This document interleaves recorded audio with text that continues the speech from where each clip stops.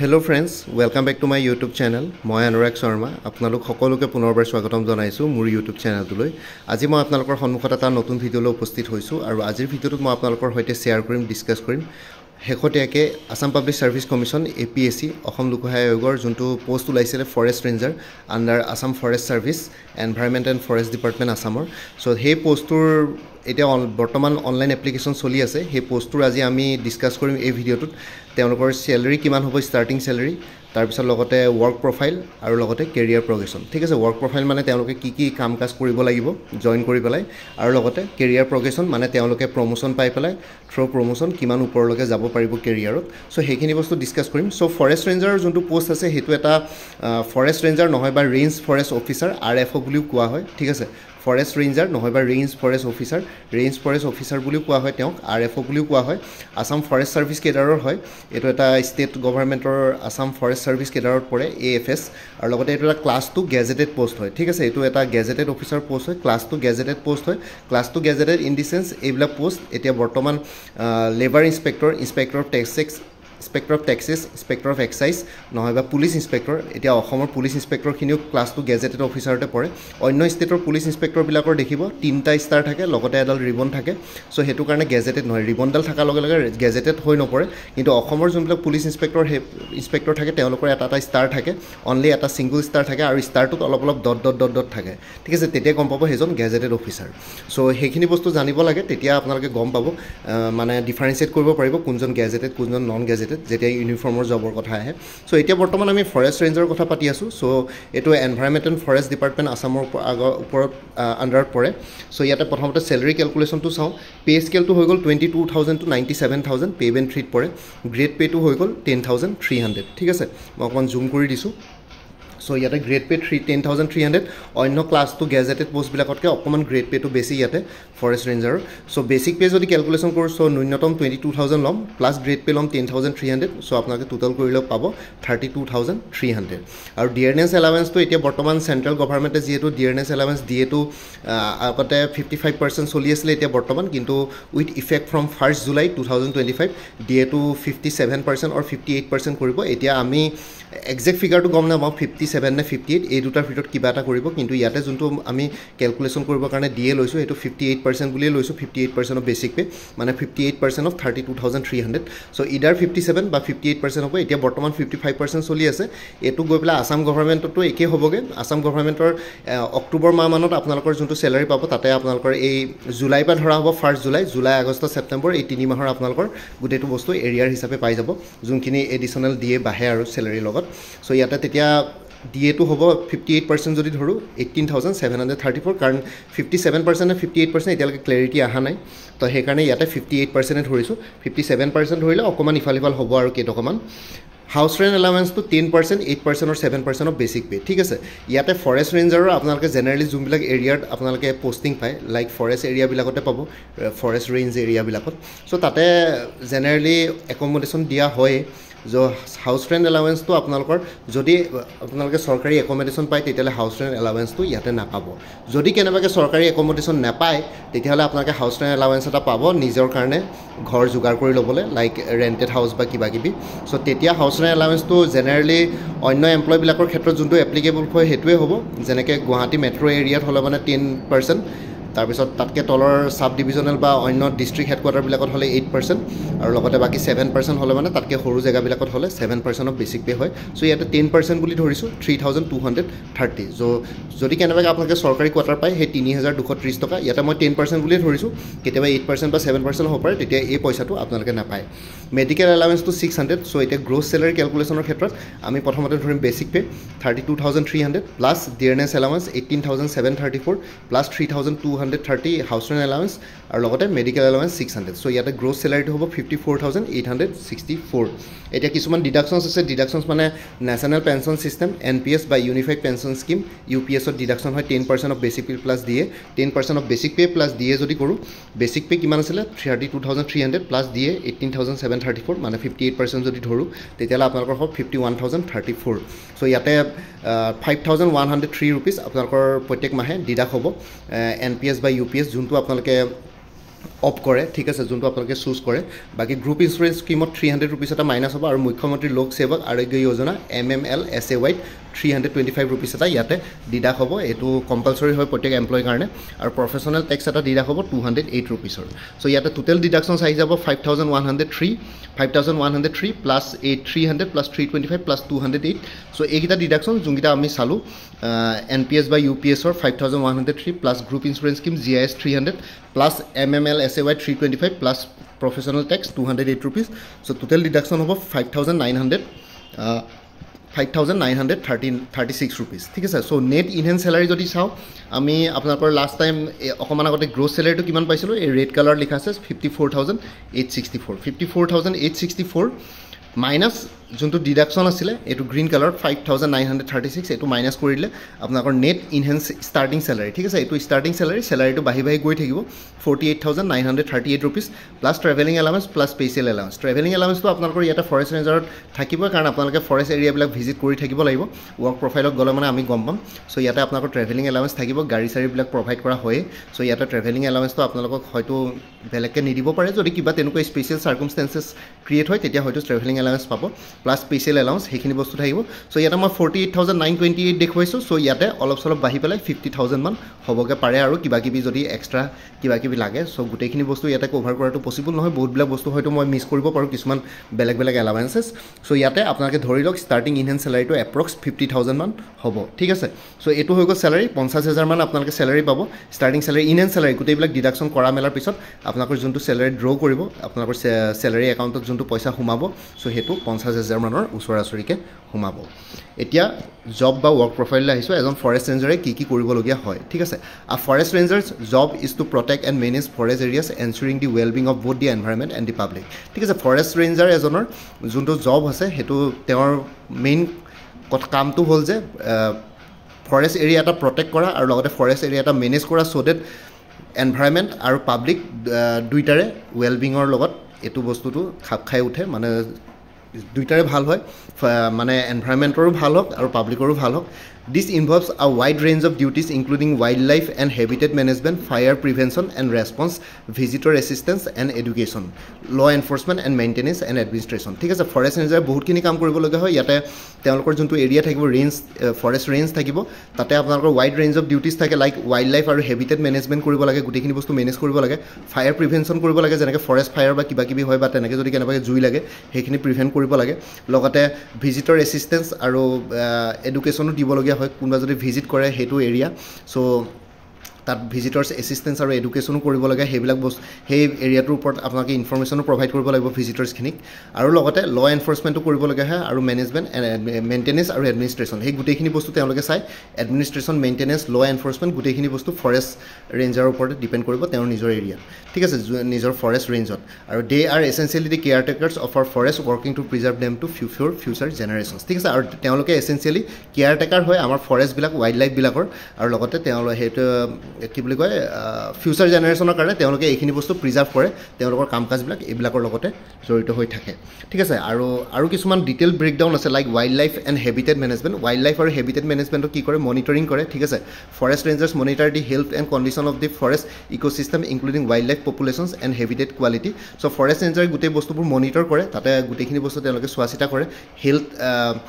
Health আৰু condition forest ইক'চিষ্টেমৰ হেল্থটো আৰু condition গছ চছবিলাকৰ বা জীৱ জন্তুবিলাকৰ গুটেখিনি বস্তু চাই তেওঁলোকে ফৰেষ্ট ওয়াইল্ডলাইফ পপুলেশ্যনছ আৰু হেবিটেট কোৱালিটি সেই গুটেখিনি বস্তু জীৱ জন্তু বা গছ গছনি সবৰে পপুলেশ্যন আৰু হেবিটেট কোৱালিটিটো ভালকে তেওঁলোকে অবজাৰ্ভ কৰে গুটেখিনি ষ্টাডি কৰে মনিটৰ কৰে সেইখিনি হয় সো হেতু কাৰণে আপোনালোকে বহুতে কৈ আছিল যে ফৰেষ্ট ৰেঞ্জাৰৰ কাৰণে যিকোনো গ্ৰেজুৱেটে এপ্লাই কৰিব পৰা হ'ব লাগে একচুৱেলি ইয়াতে কিছুমান বহুত বেছি টেকনিক্যাল টাৰ্মছ সোমাই থাকে যেতিয়া আপোনালোকে ডিউটি কৰিও যাব হয়তো কিছুমান জেনেৰেল গ্ৰেজুৱেট বা আৰ্টছ বেকগ্ৰাউণ্ড বা কোনোবা বেলেগ তেনেকুৱা বেকগ্ৰাউণ্ডৰ ষ্টুডেণ্টছে এইবিলাক সাইণ্টিফিক নামবিলাক বা তেনেকুৱাবিলাক বস্তু তেওঁলোকে পটকে কেটচ কৰিব নোৱাৰিব সো হেতু কাৰণে এইখিনি বস্তু সায়েন্স জনা ইম্পৰ্টেন্ট সো হেতু কাৰণে সায়েন্স গ্ৰেজুৱেট বা ইঞ্জিনিয়াৰিং গ্ৰেজুৱেট বিচাৰিছে ফৰেষ্ট ৰেঞ্জাৰ এইটো এটা স্পেশালাইজ পোষ্ট হয়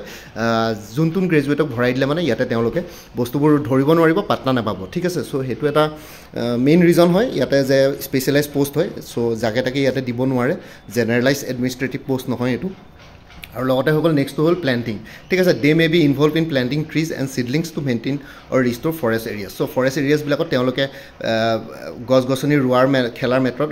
ৰোৱা মেলাৰ ক্ষেত্ৰত আৰু লগতে মেইনটেইন কৰাৰ ক্ষেত্ৰতো তেওঁলোকে ইয়াতে ইনভলভ হয় ঠিক আছে pest and disease control they identify and manage threats like pest and diseases that can harm the forest so' তেওঁলোকে ডিজিজ আৰু পেষ্ট কণ্ট্ৰলৰ ক্ষেত্ৰতো বহুতখিনি মেজাৰ্ছ লয় ঠিক আছে ফৰেষ্টত তাৰপিছত হেবিটেট ক্ৰিয়েশ্যন এণ্ড মেইনটেনেঞ্চ তেওঁলোকে they work to improve or create new habitats for various species ঠিক আছে বেলেগ বেলেগ নতুন নতুন স্পেচিছ বা যোনখিনি স্পেচিছ অলৰেডি এক্সিষ্ট কৰিছে তেওঁলোকৰ সেইখিনি হেবিটেট ক্ৰিয়েশ্যন আৰু মেইনটেনেঞ্চ কৰাৰ ক্ষেত্ৰত তেওঁলোকে কাম কৰে নেক্সটটো হৈ গ'ল ফায়াৰ প্ৰিভেনশ্যন এণ্ড ৰেছপন্স ঠিক আছে fire breaks forest rangers create and maintain fire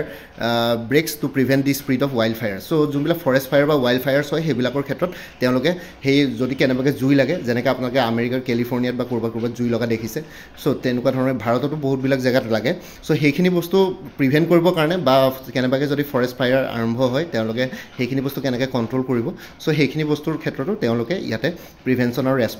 response measure লয় ঠিক আছে লাইক কণ্ট্ৰল বাৰ্ণছ ঠিক আছে they can control burns to reduce fuel load and prevent large scale fires so' তেওঁলোকে সেইখিনি বস্তু ফৰেষ্টত জুই লাগিলে মানে তেওঁলোকে সেইখিনি বস্তু কেনেকৈ প্ৰিভেণ্ট কৰিব পাৰে কেনেকৈ কণ্ট্ৰল কৰিব পাৰে সেইখিনি বস্তুৱে মেজাৰ লয় fire suppression they respond to fire wild fires working to control and extinguish them ঠিক আছে চ' সেই জুই লাগিলে মানে তেওঁলোকে সেইখিনি বস্তু সোনকালে কেনেকৈ নুমুৱাব পাৰে সেইখিনি বস্তু সেইবিলাক মেজাৰ্ছ ইয়াতে লয় visitor assistance and education visitor assistance আৰু এডুকেশ্যনৰ ক্ষেত্ৰতো তেওঁলোকে এইখিনি বস্তু হেল্প কৰে ইয়াতে ভিজিটৰ্ছ এছিষ্টেঞ্চ এণ্ড এডুকেশ্যনৰ ক্ষেত্ৰত ইনফৰ্মেশ্যনবিলাক হৈ গ'ল information they provide information to the public about the forest is resources and recreational opportunities ঠিক আছে চ' যোনখিনি ভিজিটৰে তাতে টুৰিষ্ট বা অন্য ভিজিটৰে যোনখিনি ভিজিটৰ্ছ সেই তেওঁৰ এৰিয়াটো ভিজিট কৰিব যোনখন ফৰেষ্ট ভিজিট কৰিব তাতে তেওঁলোকে ইনফৰ্মেশ্যন প্ৰভাইড কৰে পাব্লিকক ফৰেষ্টখনৰ ওপৰত ফৰেষ্টৰ ৰিচোৰ্চেছবিলাকৰ ওপৰত আৰু লগতে ইয়াতে কিছুমান ৰিক্ৰিয়েশ্যনেল এক্টিভিটিছ থাকে নেকি অপৰচুনিটিছ আছে নেকি সেইবিলাকৰ ওপৰতো ইয়াতে ভিজিটৰ্ছক এইখিনি বস্তু তেওঁলোকে প্ৰভাইড কৰে গাইডেড ৱাৰ্কছ এণ্ড প্ৰগ্ৰামছ ৰিক্ৰিয়েশ্যনেল এক্টিভিটিছ মানে লাইক ব'টিং শ্বটিং সেইবিলাক বস্তু থাকে কিছুমান বাউঞ্চি জাম্পিং সেইবোৰ কিবা কিবি থাকে বহুতবিলাক জেগাত চ' সেইখিনিৰ ওপৰতে ইয়াতে কৈছে ৰিক্ৰিয়েশ্যনেল অপৰচুনিটিছৰ ওপৰত ঠিক আছে guided walks and programs they lead guided walks educational programs and outreach events to promote responsible forest use so' ফৰেষ্টৰ ৰেছপনচিবল ইউজৰ কাৰণে তেওঁলোকে কিছুমান পদক্ষেপ লয় লাইক এডুকেশ্যনেল প্ৰগ্ৰামছবিলাক লয় লগতে পাব্লিকৰ মাজত কিছুমান কি বুলি কয় এৱাৰনেছ ক্ৰিয়েট কৰে কিছুমান ইনিচিয়েটিভ লৈ পেলাই কিছুমান প্ৰগ্ৰেমছ কণ্ডাক্ট কৰে চ' ডেট পাব্লিকবিলাকে জানে যে পাব্লিকসকলে গম পায় পাব্লিকখিনিয়ে গম পায় যে ফৰেষ্টটো কেনেকৈ প্ৰটেক্ট কৰিব লাগে ফৰেষ্টৰ ইম্পৰ্টেঞ্চ কিমান আমাৰ এনভাইৰমেণ্টত চ' সেইবিলাক বস্তু ইয়াতে কোৱা হৈছে আৰু ছেফটি হৈ গ'ল they ensure the safety of visitors by providing information on trails hazards and emergency procedures ঠিক আছে চ' ভিজিটৰ্ছখিনিৰ ছেফটিৰ কাৰণে তেওঁলোকে ইনফৰ্মেশ্যন প্ৰভাইড কৰে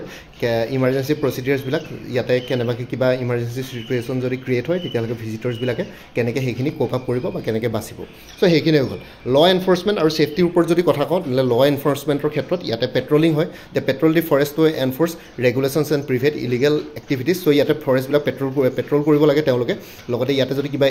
ইলিগেল এক্টিভিটিছ চলি আছে চ' আপোনালোকে দেখিছে আগতে কাজিৰঙাত বহুতবিলাক গড় হত্যা কৰা হৈছিলে এতিয়া বৰ্তমান গড় হত্যা বহুতখিনি কমি গৈছে আগতে যদি আমি আৰ্চৱাইল যোনখন চৰকাৰ আছিলে সেইটো টাইমত চাওঁ বহুত গড় হত্যা কৰা হৈছিলে কাজিৰঙাত বহুতখিনি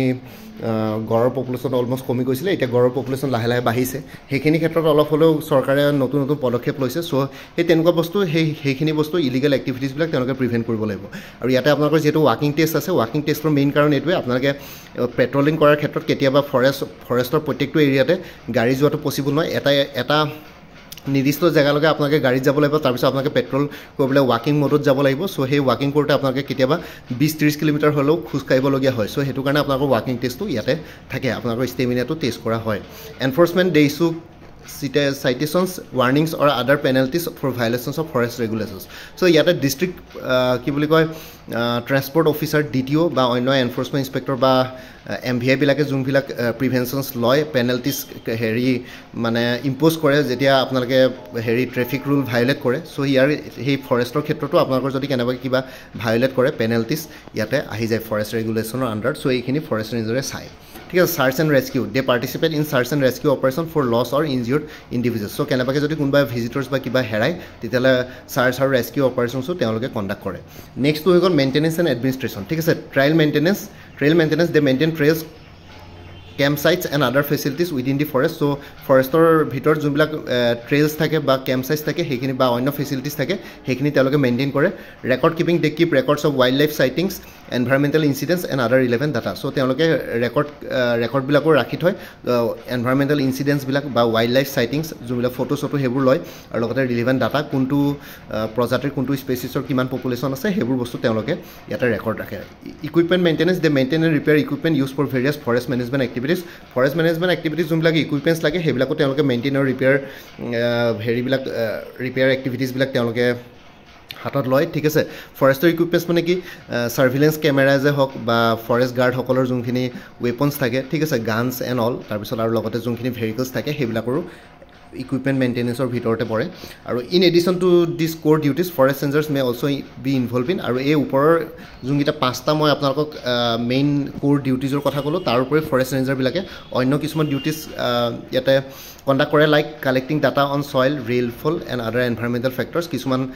ডাটা কালেক্ট কৰে সয়েলৰ ওপৰত মাটিৰ ওপৰত ৰেইনফলৰ ওপৰত আৰু বেলেগ অন্যান্য এনভাইৰনমেণ্টেল ফেক্টৰ্ছ বিলাকৰ ওপৰত working with local communities and stake holders on forest management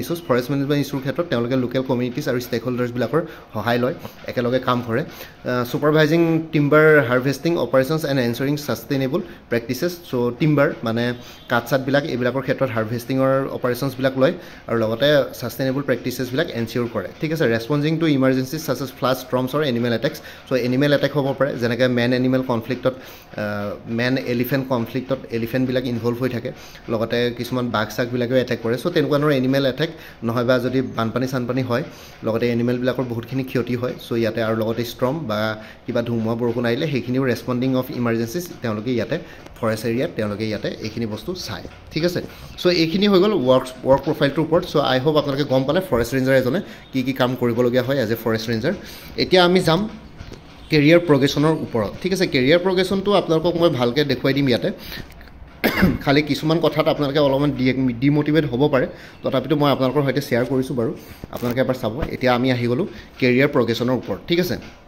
So Assam Forest Ranger career progression. So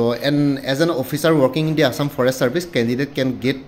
one of the many roles in the departments. The roles a candidate can get after qualifying the selection process of AFS are listed below. ঠিক আছে আপোনালোকে forest ranger হিচাপে বা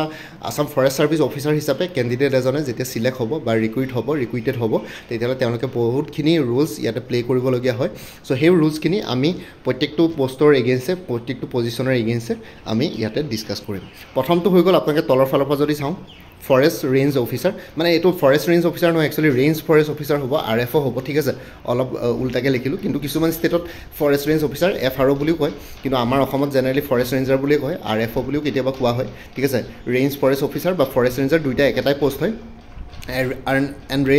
range forest officer or a forest ranger is assigned with the duty of ensuring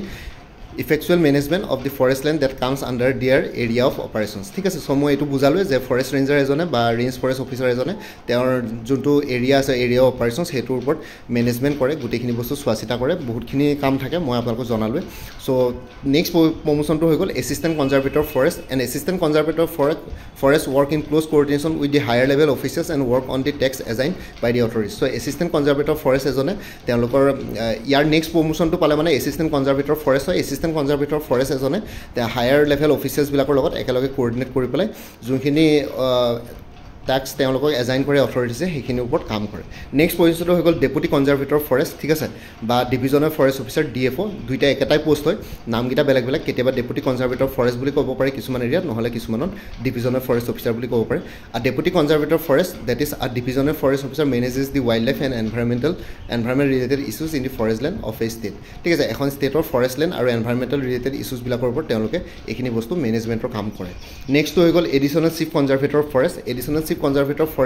forest বিলাকে কি কৰে an additional chief conservator forest reports কৰে to the principal chief conservator forest and undertakes the responsibilities assigned by the superior so additional chief conservator forest বিলাকে forest খিনিয়ে so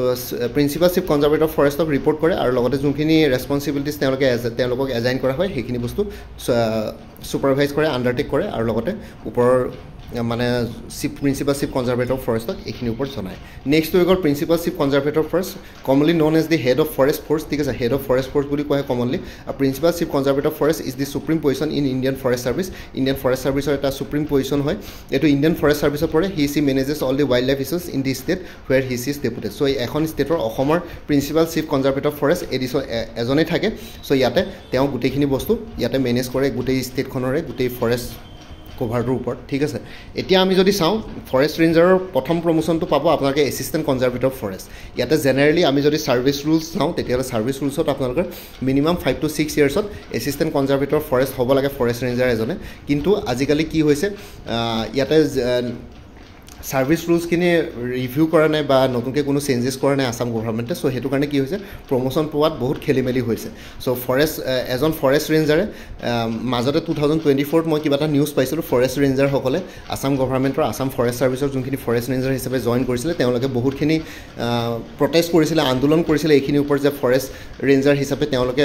বহুত দিন 25 বছৰ 30 বছৰ চাকৰি কৰাৰ পিছতো এছিষ্টেণ্ট কনজাৰভেটৰ ফৰেষ্ট হিচাপে প্ৰমোশ্যন নাপালে বহুতখিনিয়ে বহুত বছৰ চাকৰি কৰিবলৈ গৈছে এতিয়াও বহুতখিনি ফৰেষ্ট ৰেঞ্জাৰ আছে যাৰ 10 বছৰতকৈ ওপৰত হৈ গ'ল কিন্তু এতিয়ালৈকে প্ৰমোশ্যন পোৱা নাই কিন্তু এনেই জেনেৰেলি ছাৰ্ভিচ ৰুলছৰ মতে 5 to 6 ইয়াৰ্ছতে প্ৰমোশ্যন পাব লাগে according to rules and regulations ঠিক আছে কিন্তু এছিষ্টেণ্ট কনজাৰভেটৰ ফৰেষ্ট মতে তেওঁলোকৰ 20 বছৰতকৈ বেছি লাগি গৈছে চ' সেইটোৱে এনেই নহ'লে আপোনালোকৰ প্ৰমোশ্যনৰ প্ৰস্পেক্টটো ভালেই আছিলে ইয়াতে বহুত যাব পাৰিলেহেঁতেন কিন্তু আসাম গভৰ্ণমেণ্টে যিহেতু ছাৰ্ভিচ ৰুলছত বহুত কোনো সলনি কৰা নাই এতিয়া যদি ৰিচেণ্টলি কৰিছে মই গম নাপাওঁ কিন্তু যিমানখিনি মই জানো ইয়াতে প্ৰমোশ্যনৰ প্ৰস্পেক্টটো বহুত শ্ল' কৰি পেলাইছে চ' এছিষ্টেণ্ট কনজাৰভেটৰ ফৰেষ্ট হওঁতে তেওঁলোকৰ 20 বছৰমান দৰকাৰ পৰি গৈছে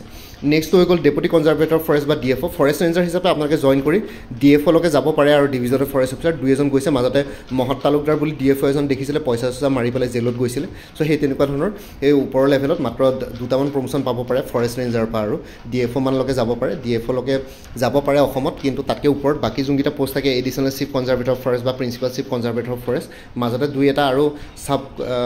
পোষ্ট আছে কিছুমান চ' সেইখিনি বস্তু আপোনালোকে ইণ্ডিয়ান ফৰেষ্ট ছাৰ্ভিচ জইন কৰিলে পাব ইণ্ডিয়ান ফৰেষ্ট ছাৰ্ভিচত আকৌ প্ৰমোশ্যনৰ প্ৰস্পেক্টবিলাক পূৰা মেণ্ডেটৰী হয় তেওঁলোকে ফৰেষ্ট ৰেঞ্জাৰ নহয় তেওঁলোকে এছিষ্টেণ্ট কনজাৰভেটৰ ফৰেষ্ট হিচাপে জইন কৰে তাৰপিছত প্ৰমোশ্যন পাই গৈ থাকে আৰু তেওঁলোকৰ বেছি টাইম নালাগে তেওঁলোকৰ এডিশ্যনেল চিফ কনজাৰভেটৰ ফৰেষ্ট হওঁতে তেওঁলোকৰ খুব বেছি 18 বা 20 বছৰ দৰকাৰ পৰে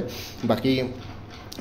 আসাম ফৰেষ্ট ছাৰ্ভিচত জইন কৰিলে ফৰেষ্ট ৰেঞ্জাৰ হিচাপে আপোনালোকৰ অকণমান ডিম'টিভেট হ'ব পাৰে কাৰণ প্ৰমোশ্যন বহুত শ্ল' হয় এতিয়া বৰ্তমানটো যদি ছাৰ্ভিচ ৰুলছবিলাক যদি চেঞ্জেছ কৰে তেতিয়াহ'লে বেলেগ কথা কিন্তু বৰ্তমান কি হৈছে নাজানো কিন্তু আজি কেইদিনমান আগত 2024লৈকে কিন্তু মই বহুত শ্ল' পাইছিলোঁ কাৰণ তেওঁলোকৰ এটা নিউজ দেখিছিলোঁ বহুতে কমপ্লেইন কৰিছিলে যে 30 বছৰলৈকে প্ৰমোশ্যনে পোৱা নাছিলে ঠিক আছে 30 বছৰ চাকৰি কৰা হৈ যায় মানে গোটেই লাইফ টাইমত আপোনালোকে ফৰেষ্ট ৰেঞ্জাৰ হিচাপে বহুতখিনি আছিলে ৰিটায়াৰ হৈছিলে মই যিমানখিনি শুনিছোঁ আৰু এটা নিউজ আৰ্টিকল পাইছিলোঁ আৰু লগতে কথাটো হ'ল যে আপোনালোকে যদি একেটা পোষ্টতে থাকে তেতিয়াহ'লে আপোনালোকৰ কিন্তু টাইম স্কেল প্ৰমোশ্যন হ'ব টাইম স্কেল মানে কি আপোনালোকৰ চেলেৰিটো বাঢ়িব খালি আপোনালোকে পজিশ্যনটো নাপায় ঠিক আছে এতিয়া ধৰক ছাপ'জ মই এনেই কথাটো কৈছোঁ এজন আসাম পুলিচ ছাৰ্ভিচ কেডাৰৰ যদি অফিচাৰে DSP হৈ জইন কৰে তেওঁ যদি ধৰক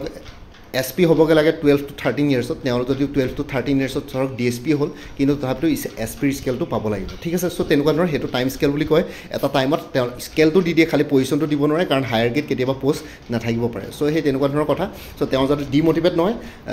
SPৰ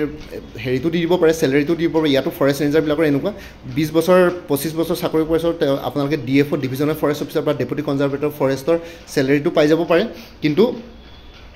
হেৰি নাপাব মানে প্ৰমোশ্যনটো হয়তো নাপাব পাৰে চ' ইয়াতে ফৰেষ্ট ৰেঞ্জাৰ প্ৰমোশ্যনটো আপোনালোকে যদি ফৰেষ্ট ৰেঞ্জাৰ হিচাপে জইন কৰে মেক্সিমাম DFO ডিভিজনেল ফৰেষ্ট অফিচাৰলৈকে যাব পাৰে কিন্তু তথাপিতো এতিয়া বৰ্তমান প্ৰমোশ্যনৰ প্ৰস্পেক্টটো বহুত শ্ল' দুই এজন গৈ পেলাই DFO হৈ গৈ এছিষ্টেণ্ট কনজাৰভেটৰ ফৰেষ্টৰ পোষ্ট খালী থাকিলেও আসাম গভৰ্ণমেণ্টে প্ৰমোশ্যন দিয়াত অলপ খেলি মেলি কৰিছে চ' 2024 যোনটো নিউজ আছিলে তাতে গম পাইছোঁ যে 86টামান পোষ্ট এছিষ্টেণ্ট কনজাৰভেটৰ ফৰেষ্ট হিচাপে খালী আছে ভেকেণ্ট আছিলে তথাপিতো প্ৰমোশ্যন দিয়া নাছিলে বহুতক চ' সেই তেনেকুৱা ধৰণৰ নিউজ শুনি আছিলোঁ এতিয়া সেইটো কাৰণে ক'ব নোৱাৰোঁ এতিয়া ছাৰ্ভিচ ৰুলছ চেঞ্জ হৈ থাকে নতুনকৈ ৰিভিউ কৰিব এতিয়া যিহেতু কথাবিলাক ওলাইছে চ' হয়তো আপোনালোকৰ প্ৰমোশ্যনৰ প্ৰস্পেক্টটো ফাষ্ট এনাফ হ'ব পাৰে ঠিক আছে চ' এইখিনি জনাবৰ কাৰণে ভিডিঅ'টো বনালোঁ বাকী আপোনালোকে গম পালে ফৰেষ্ট ৰেঞ্জাৰ হিচাপে জইন কৰিলে আপোনালোকৰ চেলেৰিটো কিমান হ'ব পাৰে লগতে ৱৰ্ক প্ৰফাইলটো কেনেকুৱা হ'ব পাৰে আৰু কেৰিয়াৰ প্ৰগ্ৰেশ্যনটো কেনেকুৱা হ'ব পাৰে আই হোপ যিসকলে পৰীক্ষা দিম বুলি ভাবিছে ভালকৈ দিয়ক পৰীক্ষা এইটো ভাল পোষ্টে হয় যথেষ্ট পাৱাৰফুল পোষ্ট ফৰেষ্ট এৰিয়াত খালি আপোনালোকে ধৰক একেবাৰে হাৰ্ট অফ দি চিটি বা তেনেকুৱা ধৰণৰ এৰিয়াত থাকিব নোৱাৰিব সদায় তেনেকুৱা আউটস্কাৰ্ট বা ফৰেষ্ট এৰিয়াবিলাকতে আপোনালোকৰ পোষ্টিং হ'ব ঠিক আছে সো এইখিনি হৈ গ'ল এইখিনি জনালোঁ আই হোপ আপোনালোকে গম পালে আৰু লগতে আপোনালোকে যদি আপকামিং এক্সামছবিলাকৰ কাৰণে প্ৰিপেৰেশ্যন কৰি আছে লাইক APSC ফৰেষ্ট ৰেঞ্জৰ এটা ফুল কোৰ্চ এভেইলেবল আছে যে ইংলিছ আৰু জেনেৰেল নলেজ দুইখন পেপাৰৰ ওপৰত 349 ৰুপিছত কোনোবা যদি ইণ্টাৰেষ্টেড আছে এইটো নম্বৰ হোৱাটছএপ কৰিব পাৰে 9706557851 আৰু কাৰেণ্ট এফেয়াৰ্ছৰ কোনোবাই যদি কোৰ্চ ল'ম বুলি ভাবিছে 2024-25ৰ কাৰেণ্ট এফেয়াৰ্ছৰ ফুল কোৰ্চ এভেইলেবল আছে 2024 ফুল ইয়াৰ মানে মান্থ ৱাইজ আছে আৰু 2025 মেলৈকে কভাৰ কৰা হৈছে জুন মাহটো কমপ্লিট হয় আজি জুলাই 1 তাৰিখ আৰু 2-3 দিনত জুন মাহৰ কাৰেণ্ট এফেয়াৰ্ছখিনি পাই যাব 99 ৰুপিছত এভেইলেবল আছে এইটো নম্বৰ হোৱাটছএপ কৰিব পাৰে 9706557851 APSC জুনিয়ৰ ডেভেলপমেণ্ট অফিচাৰ ফুল কোৰ্চ এভেইলেবল আছে 299ত হোৱাটছএপ কৰিব পাৰে 9706557851 APSC জুনিয়ৰ এডমিনিষ্ট্ৰেটিভ এছিষ্টেণ্টৰ ফুল কোৰ্চ এভেইলেবল আছে 349ত যিহেতু পৰীক্ষা 6 তাৰিখে আছে তাৰ কাৰণে এটা জেনেৰেল ষ্টাডিজৰ ওপৰত ফুল কোৰ্চ এভেইলেবল আছে আৰু জেনেৰেল ইংলিছ প্লাছ প্ৰিচি ৰাইটিঙৰ ফেজ 2 এটা কোৰ্চ এভেইলেবল আছে 9706557851 ইয়াতে ইনক্লুডেড আছে ADR 3.0 ফুল কোৰ্চ এভেইলেবল আছে 300ত এইটো নম্বৰ হোৱাটছএপ কৰিব পাৰে 9706557851 APSC ইনস্পেক্টৰ অফ ষ্টেটিষ্টিক্সৰ ফুল কোৰ্চ এভেইলেবল আছে পেপাৰ অন ইংলিছ আৰু paper two current affairs mathematics আৰু ৰিজনিং 99 ৰুপিছত এইটো নম্বৰ হোৱাটছএপ কৰিব পাৰে 9706557851 APSC ইনস্পেক্টৰ অফ লিগেল মেট্ৰলজিৰ জেনেৰেল ষ্টাডিজ পেপাৰখনৰ ওপৰত ফুল কোৰ্চ এভেইলেবল আছে 249ত এইটো নম্বৰ হোৱাটছএপ কৰিব পাৰে 9706557851 আসাম এগ্ৰিকালচাৰ ইউনিভাৰ্চিটিৰ ৰিক্ৰুটমেণ্টৰ এটা ফুল কোৰ্চ এভেইলেবল আছে 299ত এইটো নম্বৰ হোৱাটছএপ কৰিব পাৰে 9706557851 APSC জুনিয়ৰ ইঞ্জিনিয়াৰ ফুল কোৰ্চ এভেইলেবল আছে জেনেৰেল ষ্টাডিজ এণ্ড ইংলিছ গ্ৰামাৰৰ ওপৰত 249ত এইটো নম্বৰ হোৱাটছএপ কৰিব পাৰে 9706557851 APSC এগ্ৰিকালচাৰেল ডেভেলপমেণ্ট অফিচাৰৰ ফুল কোৰ্চ এভেইলেবল আছে জেনেৰেল ষ্টাডিজৰ ওপৰত 249ত এইটো নম্বৰ হোৱাটছএপ কৰিব পাৰে 9706557851 আৰু আপডেটেড কাৰেণ্ট এফেয়াৰ্ছবিলাক মোৰ পৰা কোৰ্চ ল'লে লাইফ টাইম পাই থাকিব তাৰ কাৰণে কোনো ফাৰ্ডাৰ পে'মেণ্ট কৰিব লাগে প্ৰত্যেক মাহৰ ষ্টাৰ্টিঙতে বা বিগিনিঙতে ক'লেই হ'ল যে প্ৰিভিয়াছ মান্থ বা লাষ্ট মান্থৰ কাৰেণ্ট এফেয়াৰ্ছ লাগে মই লগে লগে শ্বেয়াৰ কৰি দিম চ' কোনোবা যদি ইণ্টাৰেষ্টেড আছে এইটো নম্বৰ হোৱাটছএপ কৰিব পাৰে 9706557851 আপোনালোকক কোনটো কোৰ্চ লাগে কোৰ্চৰ কণ্টেণ্টছখিনি শ্বেয়াৰ কৰিম লগতে পে'মেণ্টৰ লিংক দিম পে'মেণ্ট কৰাৰ লগে লগে গোটেই কোৰ্চটো নিজৰ হোৱাটছএপত PDF ফৰ্মেটত পাই যাব আৰু কোনোবাই যদি আগতে মোৰ পৰা কিবা কোৰ্চ লৈছিলে এবাৰ জনাই দিব তেতিয়া আগৰ মেটেৰিয়েলছখিনি বাদে যোনখিনি নতুন মেটেৰিয়েলছ লাগিব সেইখিনি ল'লে হ'ল তেতিয়া প্ৰাইচটো অলপ কমি যাব ঠিক আছে চ' বাকী ভিডিঅ' ডেছক্ৰিপশ্যনৰ কমেণ্ট ছেকশ্যন চেক কৰক তাতে কোৰ্চখিনি কথা আৰু এবাৰ উল্লেখ কৰি দিছোঁ লগতে মোৰ এটা প্লেলিষ্ট ক্ৰিয়েট কৰি থোৱা আছে APSC ফৰেষ্ট ৰেঞ্জাৰ বুলি সেই প্লেলিষ্টত গ'লে এই পৰীক্ষাটোৰ লগত জড়িত সকলো ধৰণৰ ভিডিঅ'ছ পাই যাব লগতে তাতে কিছুমান প্ৰিভিয়াছ ইয়াৰ কুৱেশ্যন পেপাৰ্ছো ডিছকাছ কৰা হৈছিলে মোৰ লগত PDF বিলাক নাই তাতে ভিডিঅ' ফৰ্মেটত আছে আপোনালোকে চাই ল'ব পাৰিব সেই প্লেলিষ্টত গ'লে হ'ল ভিডিঅ' ডেছক্ৰিপশ্যনত দিয়া আছে লগতে মোৰ আৰু এটা চেনেল আছে অসম IQ বুলি সেই চেনেলটোৰ লিংকটোৱে মই ভিডিঅ' ডেছক্ৰিপশ্যনত দি দিছোঁ আপোনালোকে সেইটো চেনেল ছাবস্ক্ৰাইব কৰিব পাৰিব চ' ভৱিষ্যতলৈ এনেকুৱা ধৰণৰ কম্পিটিটিভ এক্সামছবিলাক দিয়াৰ ক্ষেত্ৰত আৰু অলপ এক্সট্ৰা গাইডেঞ্চ পাই যায় বাকী মোৰ ভিডিঅ'ছবোৰ চাই যদি ভাল পায় মোৰ চেনেলটো ছাবস্ক্ৰাইব কৰি ল'ব আৰু লগতে আপোনালোকৰ যিমানখিনি ফেমিলি ফ্ৰেণ্ডছ ৰিলেটিভছ আৰু চিনাকি এক্সপিৰিয়েঞ্চ আছে তেওঁলোকৰ লগত মোৰ চেনেলটো শ্বেয়াৰ কৰিব লগতে কমেণ্ট ছেকশ্যনত জনাব কিবা যদি কুৱেশ্যন থাকে ডাউট থাকে মই নিশ্চয় আপোনালোকৰ কুৱেশ্যনছ আৰু ডাউটছবিলাকৰ ৰিপ্লাই দিবলৈ চেষ্টা কৰিম বাকী আজিৰ ভিডিঅ'টো ইমানতে সমাপ্ত কৰি আপোনালোক সকলোৰ পৰা বিদায় ল'লোঁ কাইলৈ পুনৰ এটা নতুন ভিডিঅ'লৈ আপোনালোকৰ সন্মুখত উপস্থিত হ'ম তেতিয়ালৈকে ভালকৈ প্ৰিপেৰেশ্যন কৰি থাকক সকলোৱে অল দি বেষ্ট থাকিলে bye take care friends Bharat মাতা কি জয় জয় আই অসম